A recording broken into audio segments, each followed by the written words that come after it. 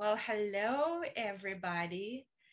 So the intention behind these live gatherings is for us to connect, to get re-inspired by yoga, right? Sometimes we get kind of off the track and then we just remember. It's just a practice of remembering, coming back to the mat, getting re-inspired, connect with each other, support each other. If you have any questions, I'm here to answer your questions. If you need any support on your way of completing your training, I'm here to support you. This is why we do these live get-togethers. So I'm going to open this up for Q&A, you guys. I'll give you a chance to ask some questions that you may have, or just give you a platform to, speak up if feeling some type of way, if you're needing support or whatnot. This is a great time to share where you are right now. And then to finish, I have an idea for us to finish this live gathering with something practical. That's something that you can take not only to your teaching, but also, to uplift your everyday life, so to speak, to improve it. So let me open up for Q&A right now. Any questions, any comments, any shares? I have a question. Yes. How are you? I'm Thank good. you. Beautiful practice. I was a little interrupted by my son. Oh my gosh.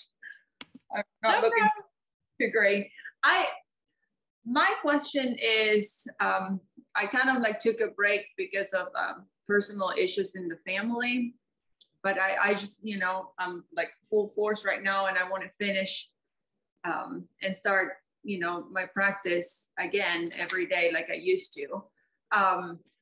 What I'm a little confused, at the beginning of the manual, it says that talks about the reading materials and the 4 books that are required for the training. Mm-hmm. And then in the back of our manual, where is it? Where it talks about the requirements here for the yoga training, it says that we should pick 5 books from the reading list. Yeah. So are those the 4 books that are in the front? Those are the required, and then we pick one more, or we can any? Honestly, tell me your name again. Andrea Christensen. Andrea, because it shows as Leonard. I know, that's my son uses the iPad for school. No problem. So go off of the steps for the certifications in the content page on the website. That's the most recent information. So it's a little bit easier for us to update the website than to change the manual. But honestly, you just pick any books that you want, any 5 books off of the reading list. We used to have required and then, optional. We just simplified it, and we say pick any 5 books that sound interesting to you. Read them and write a report on them. Okay. And so on the website is the website of the course, right? Yeah, the content. Mm-hmm. Yeah, because I was a little stuck with the Yoga Sutras. I downloaded. You picked the hardest book.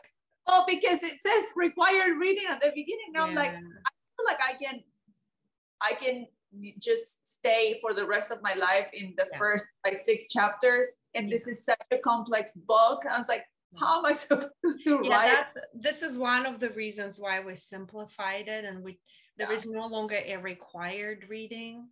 Okay. You just pick any 5. Okay, that's a really good question. So the whatever the steps for the requirements on the website, go from that, because the manual, it changed a lot over the years. So the manual, sometimes I miss some, old, outdated stuff. Okay. Any 5 books are good. That just takes a huge weight of my shoulder. I was like, how am I supposed to, the audio, I downloaded the audiobook, and I've been reading and writing the main things of each chapter. but it's like 8 hours. I'm like, how am I supposed to write this? Okay. You're welcome to write a report on the chapters that you've done or the sutras that you have, so far what you like, so that you haven't wasted your time. And sutras is like reading the Yoga Sutras is like reading the Bible. That's exactly. It's very complex. The Bible, obviously, but it's like, that's kind of like, if this is something like for life, you will never not read the Yoga Sutras. I mean, it goes with you, right? Throughout the journey. Okay. So I guess I got the message. I'm like, I'll press it now. Okay. Wonderful. Yeah. And then, okay. So I'm going to go on the website because I didn't check. I was just following by the manual. Okay. My pleasure. Angela is saying that the biggest challenge to date is teaching without doing the class. Yeah, I mean, if you're a really kinesthetic person, it is challenging to teach without doing the class. For some people, it's really challenging to practice and teach. Like Roger, he cannot practice and teach at the same time. For me, I love it, teaching and doing the class at the same time. So it depends on if you're what kind of learner you are, if you're really kinesthetic. But yeah, teaching without doing the class for some people is really, really challenging. I'll tell you a trick, Angela. So a lot of times I would go to the back of the class, and then kind of, if I get confused my right with my left, that way I'm facing the same way as my students. And then I can quickly figure out which side they're doing, or, I would even do it a little bit with them, like eagle, inhale, reach your arms up, exhale, bring your left arm underneath the right, and then unwind your arms and keep going. So you're not doing the class with them, but just getting into the pose, just even if a little bit, will help you with your teaching, if that makes sense. Yeah. Do you have any questions about that? Do you want to speak to that?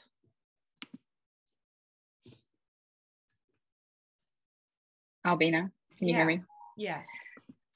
Yeah, it's kind of funny because I feel like they're always looking for me, and I always have new students in the class. I'll have typically some very seasoned students, and then there's always like a newer student, which is also fun. So I think that's part of some of the struggle for me feeling more comfortable, because it obviously with the seasoned students, I could just call the cues and they would know.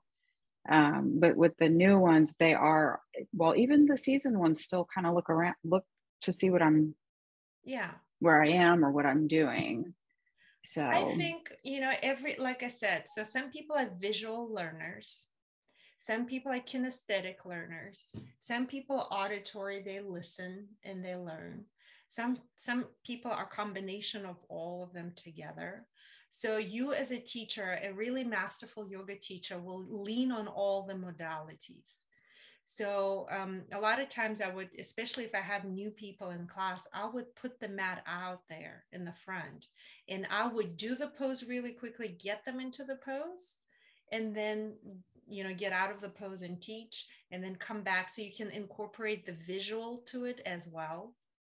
Some people need to be touched, and I know like every yoga studio has their own rules and guidelines. Some people are not touching because of COVID and stuff like that. But if you can't touch the people, then at least use the visual and the auditory modalities to connect with your students. But if you're only talking, some people will never hear what you're saying, because they're learning by looking. Am I making sense?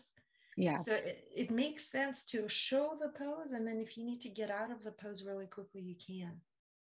Okay. Oh, another trick. I have another trick. You can be like, there is always like a superstar in class, a person who likes to be in the front. They're always like front row and center. Another trick is you can say, hey, look at Jane. Jane, wave at everybody. Look at Jane. If you're confused, you can watch her. So that's another trick that you can use. Especially for those of you who are having a hard time teaching and practicing at the same time, you can use another trick like that. Watch Jane and do what she's doing. And then that way Jane feels some type of way, you know, like, oh yes, I'm a yoga star, and everybody has somebody to watch. Yeah. Does that help, Angela? Yes, I will put that into motion for the next ones. It's that fear of kind of like turning around, getting off the mat, because I like to feel it in my body. It's easier for me to do it. But at the same time, I know I'll see something and I'm like, oh, I really need to be able to be up and around so I can help them, the ones that aren't really knowing. Yeah. So, but yes, thank you, Albina. Yeah, absolutely. And look, it all comes with practice. The more the more you practice teach, the more comfortable you'll become with the practice itself, and the more comfortable you'll feel to get off your mat and go and help people. Just trust the process. It is all a part of the process, and the more you do it, the more natural it becomes. That's some good questions, you guys. I have another question, if you don't mind. Yeah, of course. Just by reading, I actually searched it online. The 5-hour classes that you want us to submit a written, do you want a step-by-step of what we taught and then how we felt about it? And then should I ask the people that I'm teaching a little critique and I can incorporate that into the writing, or what are you looking for? Okay. That.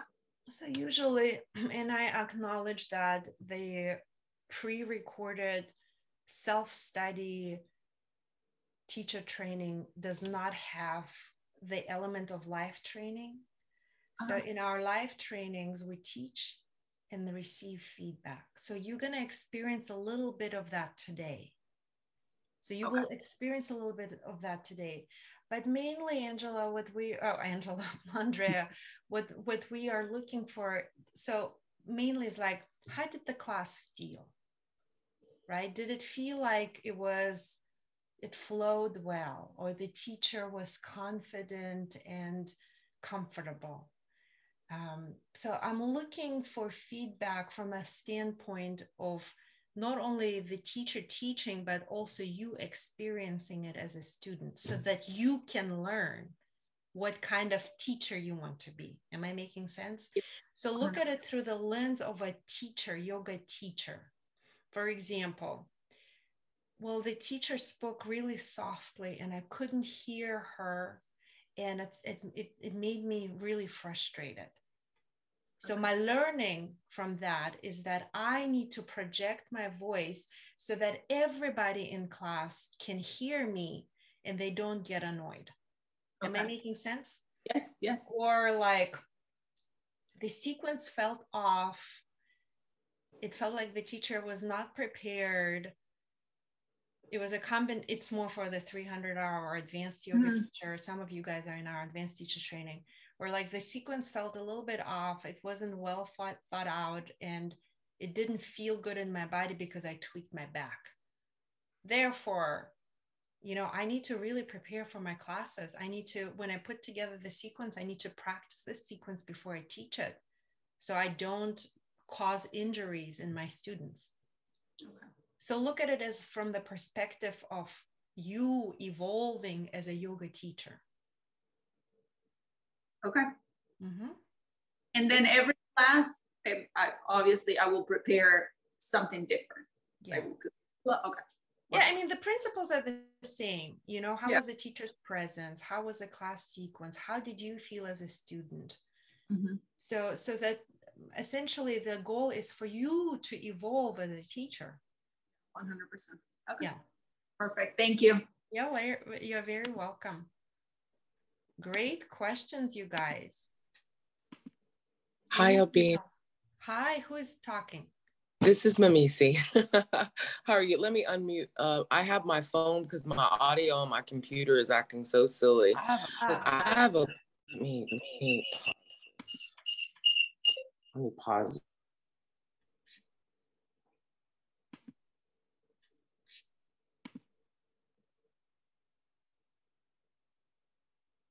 Missy, you're muted. Unmute one of your devices. God.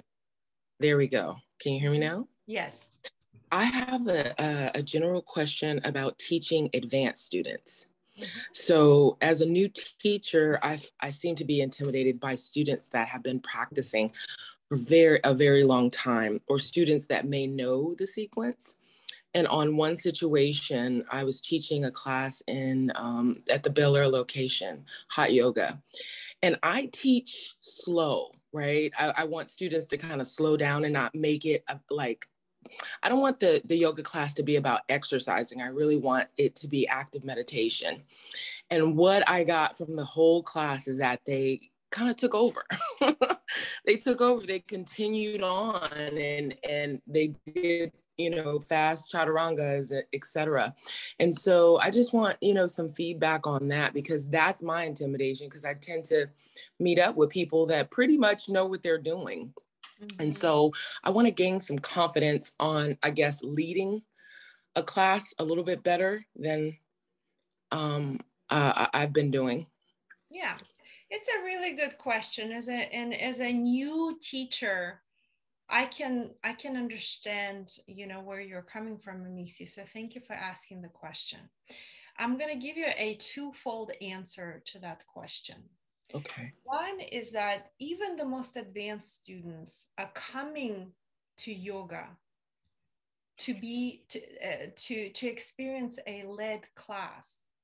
In other words, we come, I mean, I can do yoga at home, but I come so that I can turn off my thinking mind, and so that somebody just tells me what to do, so that I don't have to think about what to do. Okay. So trust that even the most advanced students, they come to the yoga class to be led. So, and the second part of my answer would be, and it's kind of interrelated.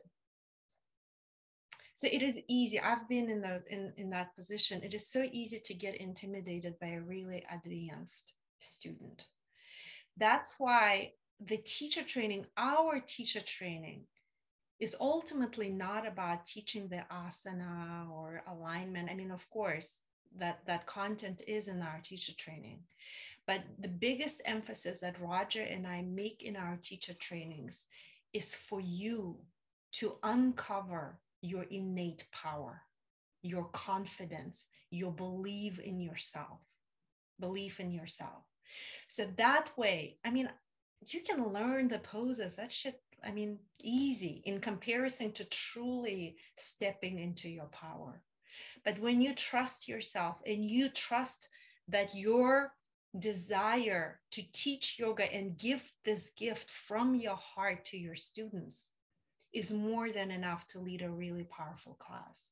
And you don't have to get every cue perfectly correct. People can sense that your true desire to give a gift of yoga from your heart.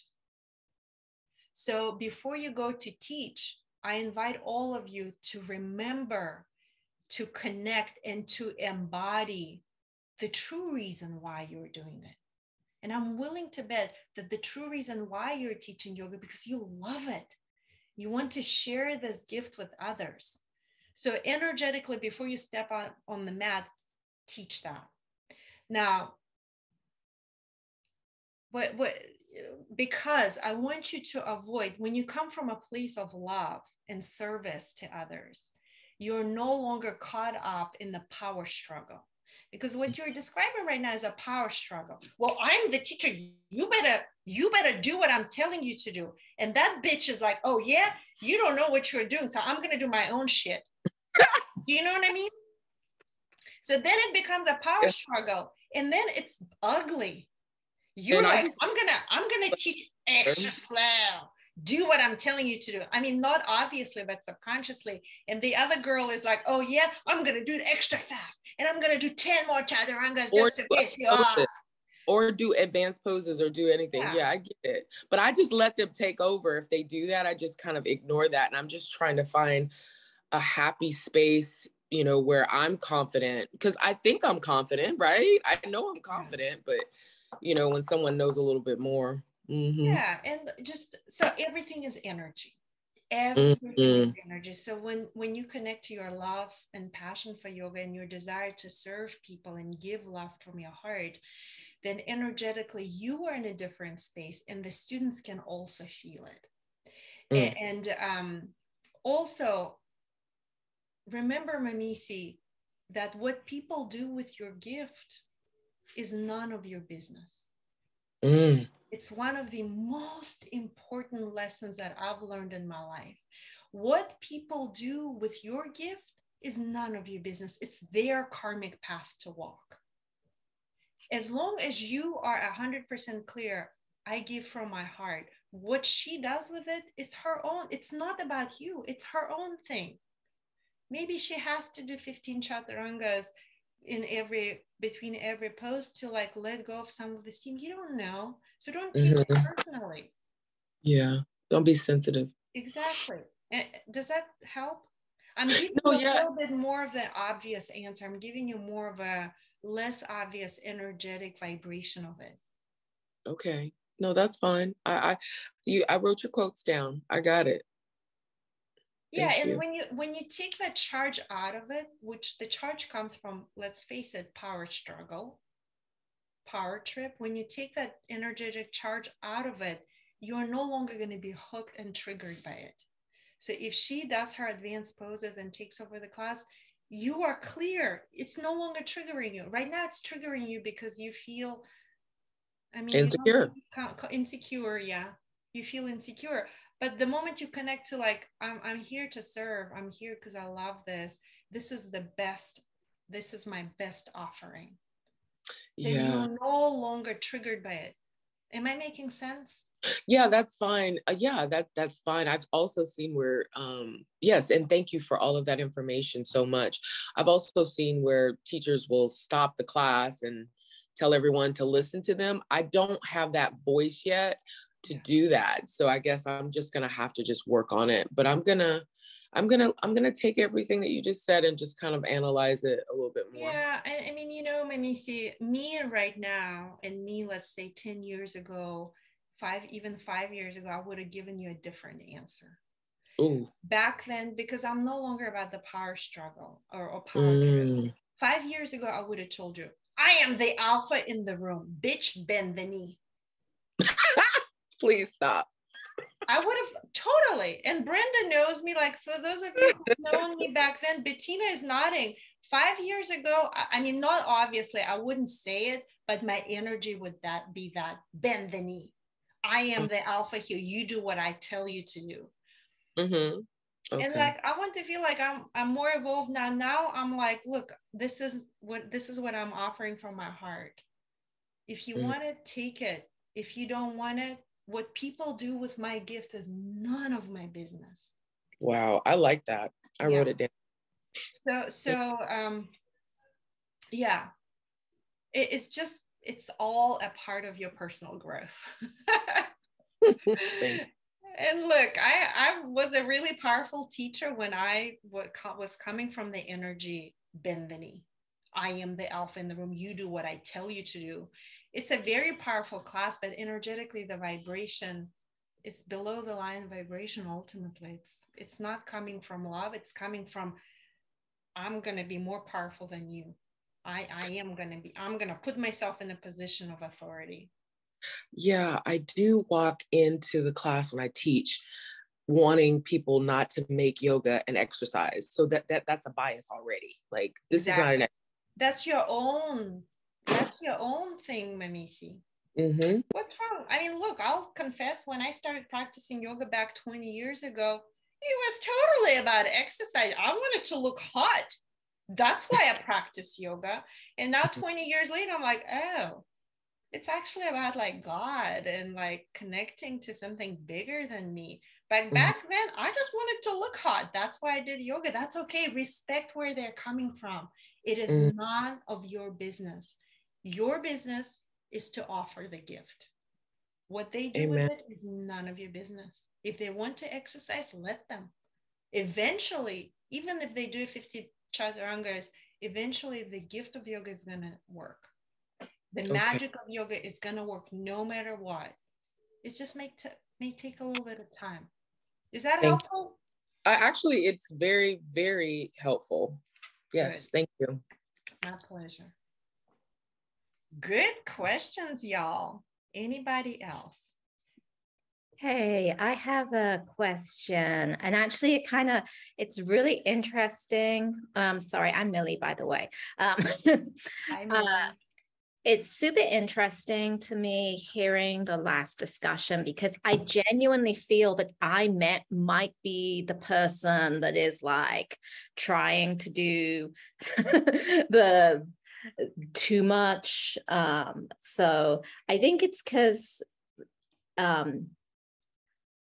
this is the first time I've started teaching yoga, but I'm actually a dance teacher.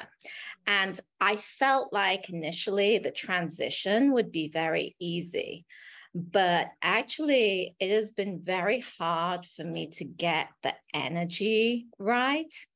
I feel like if I teach like I teach dance, where I'm trying to like pump people up, it's the wrong energy for yoga.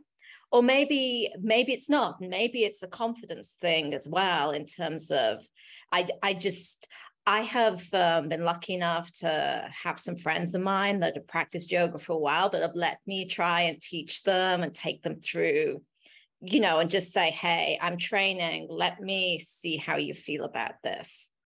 And their overwhelming comment was that I was too peppy. And so I don't know what people think about that. Like, is it just a personal style thing, or is it something that I really need to focus on, kind of dialing back the pep? Yeah, thank you for asking such a great question, Millie. I'm going to give you a little bit of a answer that is below the surface. I'm going to answer this question a little bit deeper than than the like literal question that you're asking. Ultimately, the answer is teach from who you authentically are, from who you are. Now, let me explain what that means. Sometimes people think that a yoga teacher needs to sound like this, and the yoga teacher needs to be like really spiritual and talk about love. That shit is not real. Shit is so freaking fake, and people can sense it, and they're so bored with it. Mm-hmm. Because it's not real. The person is just not being who they truly are. So if you are naturally like a peppy person and excited, then teach it that way. When I teach yoga, I play like dirty hip hop and Beyonce, and I'm like, I'm cute, but I'm not that nice, and all those songs that are like not really yoga songs, but I love that music. And I play it in yoga. And because I'm so genuine about that, people who also love it come to my classes. And people who want they go to the people who teach it like that. Ultimately, it's not about what you teach or how you teach it. It's about people who really vibe with you. They'll come when you're being truly yourself. Am I making sense? No, that makes me feel actually a lot better about it, because I was like, maybe I am just not cut out for, like, it's so counter to my style. Yeah. But perhaps that doesn't matter as much. No, so what I have in mind for the next part of our training or gathering together is actually is giving you a chance to teach and receive feedback a little bit, if you don't mind. So we have 10 minutes to wrap up the Q&A, or actually I need to set you up for the next part. But I would love, one of the gifts that I can offer you from my heart is listen to you teach and give you feedback. I have no stakes in the game, so to speak. My pure gift, my pure desire is to help you. My desire is to help you find your authentic, your real voice. you know, I'm not the studio owner who's going to hire you or not hire you. Like, I don't, you know, my only gift is to help you really find who you are. And that's actually the most challenging part. And this is what I'm going to talk about next. So far, Millie, was that helpful, my answer? It's no, not it's obvious. Yeah. Yeah, I think it's just, I think, again, my question comes from a very similar place as the previous person, and it's kind of getting that right level of confidence. Yeah. And it comes, you know, about a big part of it, it comes from practice. Like the other day, I'll tell you, was it Thursday? I took my 12-year-old daughter to a yoga class. And now this child grew up in the back of the yoga studio, you know, and I didn't say anything. I was like, hey, honey, it's been a while. As a matter of fact, I think this was her first real yoga class ever, like the full class. And I was like, hey, honey, what do you think about this class? And she was like, oh my gosh, it was so boring, mommy.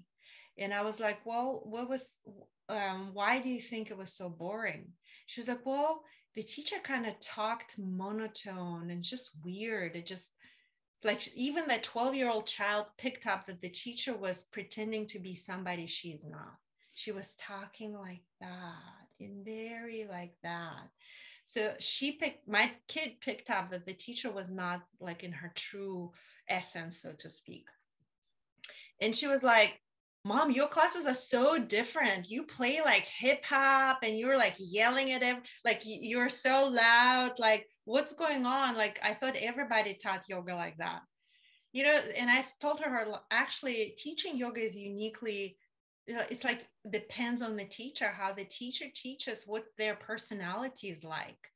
But you can sense when they're being truly themselves or when they're teaching from the idea of how a yoga teacher should be. Am I making sense? I say over and over again, be yourself. Be yourself, and that you'll be in the best version of yourself. This is ultimately what's going to bring people to your class. Not you teaching like a yoga teacher or teaching as a dance teacher. There is no such thing. You, Millie, gonna teach yoga when you are truly connected to your authentic self. You're gonna teach dance and yoga from the place of from who you truly are. Am I making sense? Yep. And that will always going to be so much more powerful than you teaching as a yoga teacher or you teaching as a dance teacher. It doesn't matter. The way you do one thing is the way you do everything. Great questions. Angela said, I would love to take a yoga class from a dance teacher. Well, one day, maybe, we'll see.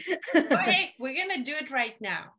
Is that okay if we switch gears a little bit and move on to the next thing that I have in mind, because it's already almost an hour? Or does anybody have like a really burning question that they have to ask?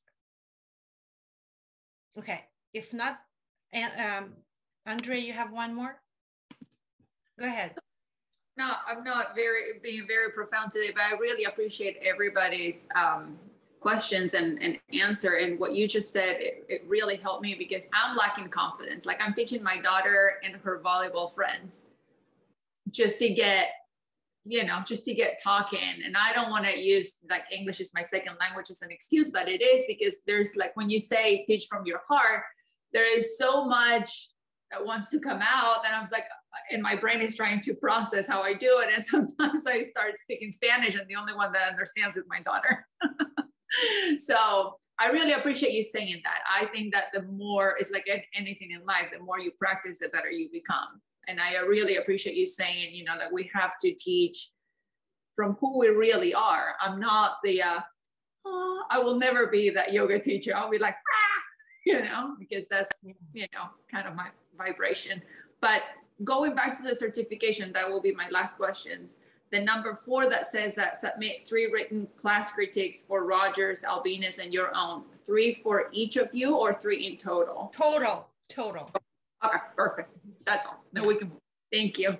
Yeah, and you guys practice, teach, practice. When I first started teaching yoga, I taught yoga in my living room to my friends. I taught any opportunity, volunteer at the church, volunteer at the community center. I just, as many chances I could get. I taught yoga in the park. So as many repetition as you can get, every time you teach yoga, the better you get. The more you teach, the better you get.